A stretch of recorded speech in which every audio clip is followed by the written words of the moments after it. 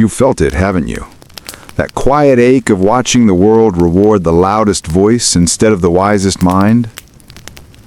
You scroll through your feed, see mediocrity celebrated like genius, and you wonder, when did we start mistaking confidence for truth, stupidity for courage, and ignorance for authenticity? You are not crazy for feeling out of place. You are simply awake in a time that punishes awareness. We live in an age where the fool has become the hero, and the thinker the outcast. There's a strange kind of intelligence in stupidity, not the kind that seeks understanding, but the kind that knows how to survive by pretending to know everything. Machiavelli once warned, "It is better to appear wise than to be wise." Centuries later, his prophecy is complete. We now live in a civilization of appearances, where perception is reality, and truth has been outsourced to algorithms. The fool learned a powerful trick: to wear confidence as armor, to shout louder than those who think, and to make the silence of the intelligent sound like weakness. Nietzsche called it the herd instinct, the tendency of humans to follow comfort, not truth. He said that most people would rather belong than be right. And so they adopt ideas not because they are true, but because they are safe, popular, profitable. It's easier to agree than to think, easier to repeat than to question, easier to feel right than to be uncertain. That is how stupidity wins. It doesn't need to be smart, it only needs to be loud enough to drown out thought. Think of how history repeats this same story. Plato's allegory of the cave told us that most people would rather stare at shadows than step into the light. Why? Because the light burns. It exposes the comfort of illusion. The ones who escape the cave, the philosophers, the questioners, the visionaries, are almost always hated when they return. They threaten the comfortable ignorance of the crowd. The same crowd that crucified Socrates, banished Nietzsche to madness, and ignored prophets until it was too late. We haven't changed much since then. We just built bigger caves, digital ones, glowing in our hands. In the digital age, stupidity has become efficient. It spreads faster than truth because it's easier to digest. The algorithm doesn't care what's wise, it cares what's viral. And so we are trapped in a system where the most exaggerated, divisive, or emotional ideas rise to the top. It's not the philosopher who wins anymore, it's the performer. We reward simplification, not depth. We reward outrage, not reflection. We reward certainty, not humility. And yet, deep inside you, something resists. You know something is off. You feel like you're suffocating in noise, like the truth is whispering beneath layers of distraction and spectacle. That feeling is not despair, it's your intelligence trying to survive. Dietrich Bonhoeffer, the German theologian executed by the Nazis, once wrote about what he called the theory of stupidity. He said stupidity is a more dangerous enemy of the good than malice, because malice can be reasoned with. Stupidity cannot. A stupid person doesn't need to be evil to do harm. They simply believe too strongly in things they do not understand. They are convinced of their virtue, certain of their righteousness, and blind to the destruction their ignorance causes. Bonhoeffer said that stupidity is not a lack of intellect, but a moral failing, a surrender of one's responsibility to think. When thinking becomes dangerous, silence becomes survival. You've probably felt that silence too.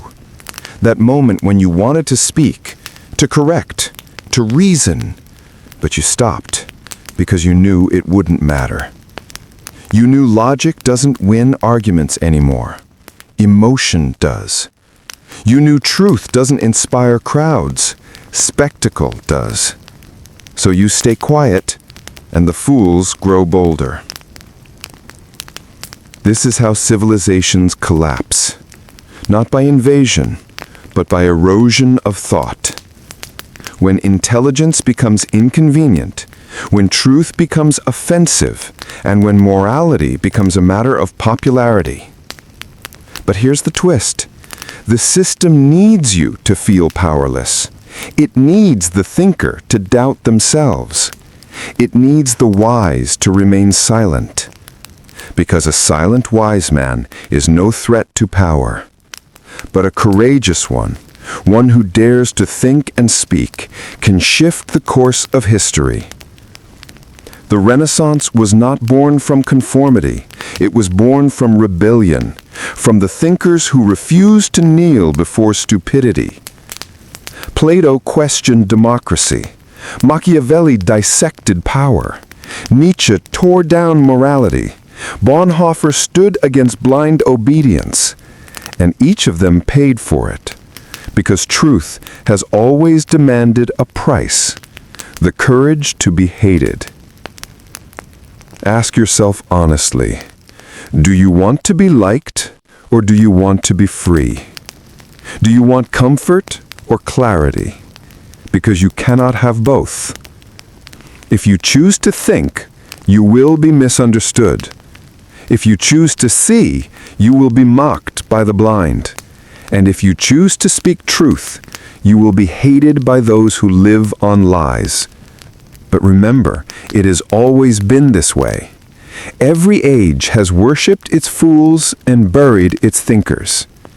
Yet somehow thought survives. Because ideas, real ideas, cannot be killed. They just go into hiding, waiting for the next mind brave enough to rediscover them. So the next time you feel alone, watching the world celebrate stupidity, don't let it turn you bitter. You are not the problem. You are the resistance. And in a world that rewards stupidity, the greatest act of rebellion is still to think. Because someday, when the noise fades and the bright illusions collapse under their own weight, it will be the thinkers, the quiet ones, the misunderstood, the hated, who will rebuild what the fools have destroyed. That is the silent promise of every fallen civilization. The fools may rule for a while, but only the wise endure. So stay awake, stay thinking, stay dangerous. Because the world doesn't need more followers. It needs more minds willing to see and still, despite everything, choose to speak. Even as you listen to this, there's a battle happening inside you. One side tells you to blend in, to smile, agree, and scroll past. The other whispers, this is not how it's supposed to be. That whisper is your last connection to truth.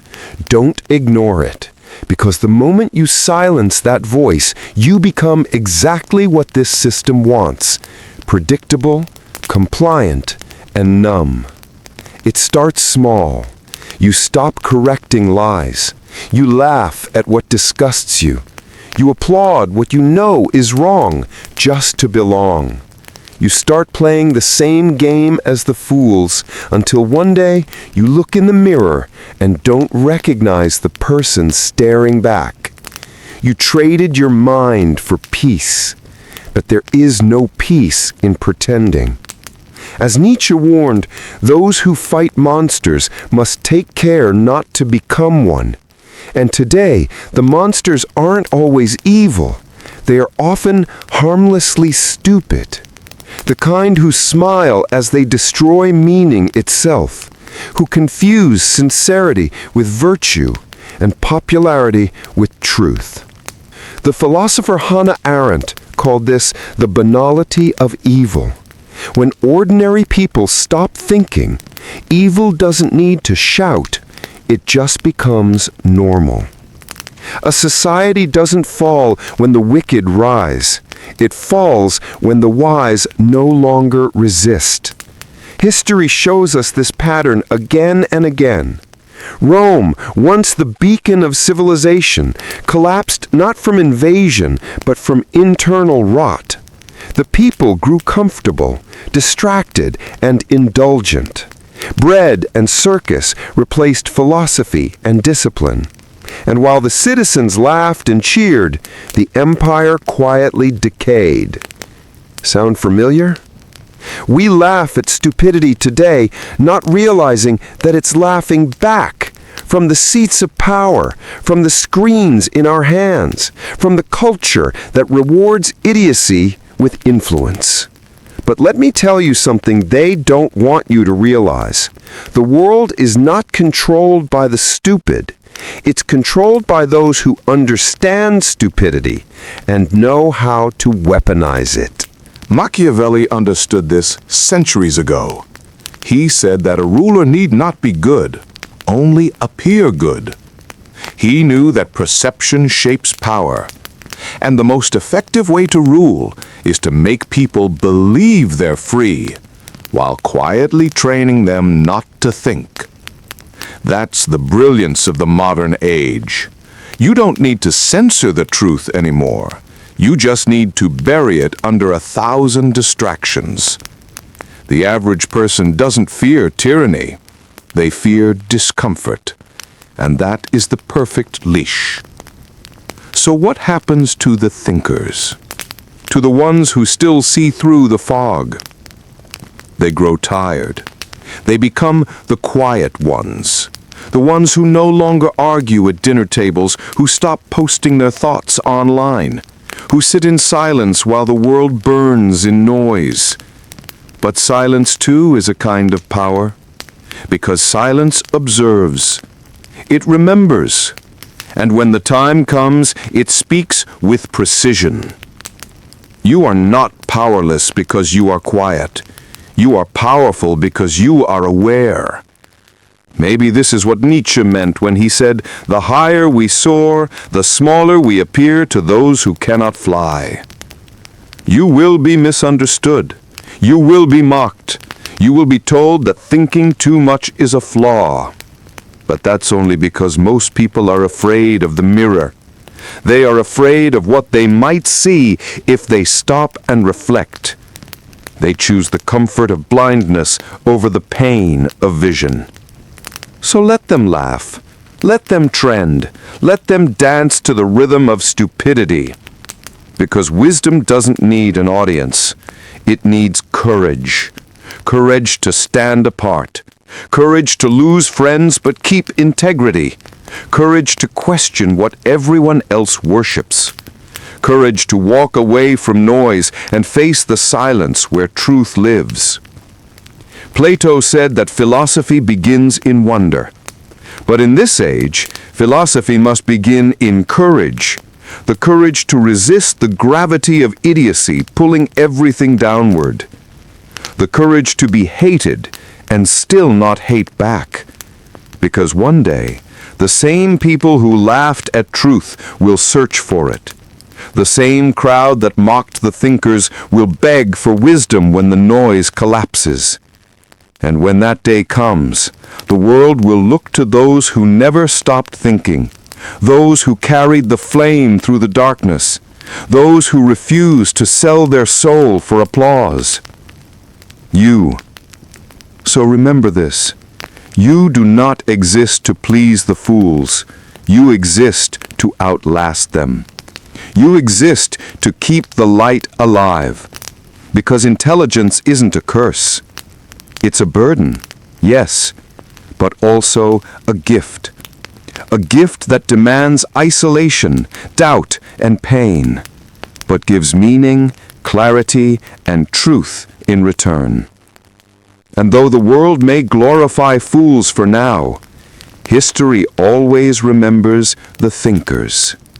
The noise fades, the lies crumble, but the truth, the real, uncomfortable, soul-shaking truth always survives.